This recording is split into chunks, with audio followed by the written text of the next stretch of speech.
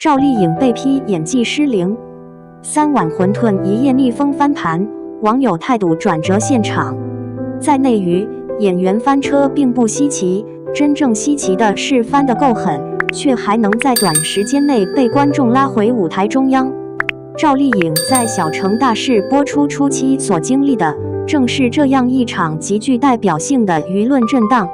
劇集開播前，《小城大事》幾乎是站在高光起跑線上的項目。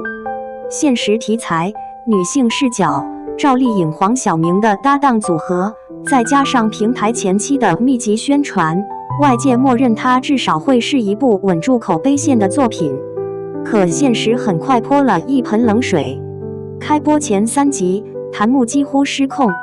台詞像在背 PPT， 情緒斷層太明顯，一句話3種斷句方式，愛念的都比他順，類似的評價迅速刷屏。趙麗穎的台詞問題被無限放大，甚至演變成演技是否全面退化的討論。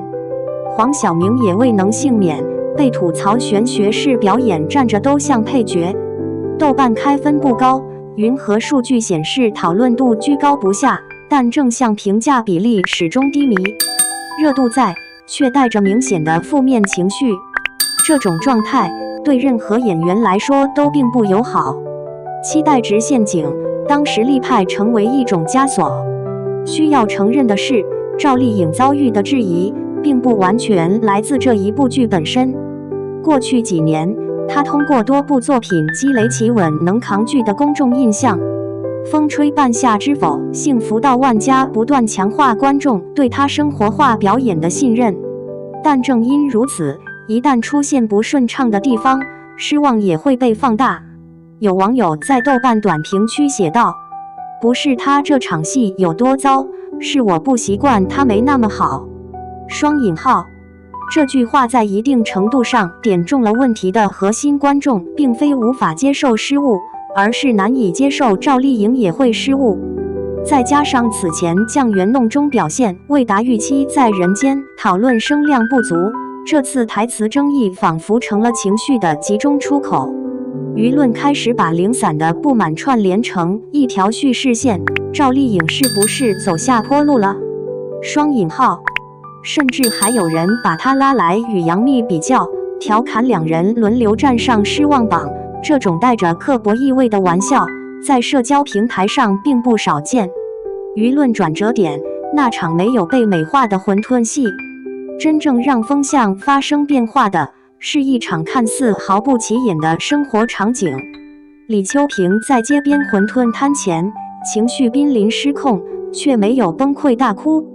她選擇坐下，一碗接一碗地吃，吃得急，吃得狼狽，甚至有些難看。湯水濺到嘴角，咀嚼時表情扭曲，台詞被壓進呼吸裡，斷斷續續。3碗餛飩，沒有配樂加持，沒有慢鏡頭。這一段播出後，社交平台上出現了明顯的分水嶺。最早的一批評論來自此前持否定態度的觀眾。我前面真在罵他，看到這段突然愣住了。這不是演得漂不漂亮，是太像生活裡的人了。他這一段沒有演給你看，而是在自己消化情緒。雙引號。有人專門逐帧截圖，分析他在進食過程中氣息的變化，越吃越急，越吃越重，情緒被強行咽下，卻始終無法真正平復。為什麼吃戲反而成了情緒高光？用食物表達情緒並不是新手法，但它極其考驗分寸。不少觀眾很快聯想起《歡樂頌》中樊勝美地崩潰場面，或《The Bear》中主角深夜暴食的孤獨感。這類橋段之所以成立，是因為他們不需要演員解釋情緒，而是讓身體先行。反觀國產劇中一些類似場面，之所以被詬病，是因為過於表演化。比如女心理師中情緒失控時的暴飲暴食，就被部分觀眾認為用力過猛，設計痕跡太重。而趙麗穎這場戲的關鍵在於粗礪，沒有精緻構圖，沒有鏡頭寵愛，甚至連吃香都不討好。正因如此，觀眾反而感受到了一種真實的壓迫感。一條高讚評論寫道：他不是在告訴你他很痛苦，而是讓你看見一個人已經顧不上體面。雙引號。網絡輿論的集體改口現場。在這段戲之後，輿論區出現了一個有意思的現象，大量此前批評他的賬號開始主動修正態度，並不是無條件洗白，而是承認判斷過早。前面台詞問題還是存在，但這一段我服。他不是沒演技，是不想一直用安全方式演。有些演員靠台詞撐戲，他這場靠的是身體。雙引號。當然，質疑並未完全消失，仍有人堅持認為他在整體節奏把控上存在問題，甚至指出單場高光無法掩蓋前半程的瑕疵。但討論的重心已經從演技失靈轉向表演選擇是否適配角色，這是一個非常關鍵的變化。放在行業語境裡看，這並非個案。類似的輿論軌跡在影視行業並不罕見。2018年，孫儷在那年《花開月正圓》中的一場臨終戲，因哭腔被吐槽太用力，但隨後多位導演和表演指導分析指出，那種近乎失控的聲線，恰恰是身體崩潰的真實反應。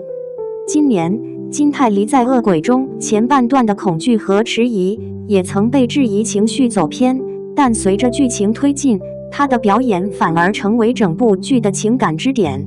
這些案例都指向同一個問題：觀眾對好表演的想象，往往比表演本身更固化。三碗餛飩真正逆轉的，不只是口碑。趙麗穎這次的逆風翻盤，並非因為她突然演得更好，而是觀眾終於意識到她在嘗試不那麼討巧的方式。在一個信息高度密集、情緒反應極快的時代，演員留給觀眾重新理解的時間越來越短，而這場餛飩戲恰好成為那個被重新評估的節點。有人在長評中這樣總結：不是這3碗餛飩救了他，是他願意用不完美的方式把角色演完。雙引號。或許這正是這次爭議留給行業最值得思考的部分。在被迅速下結論的環境裡，耐心本身已經成了一種稀缺品質，而真正經得起反覆觀看的表演，往往並不急着取悅所有人。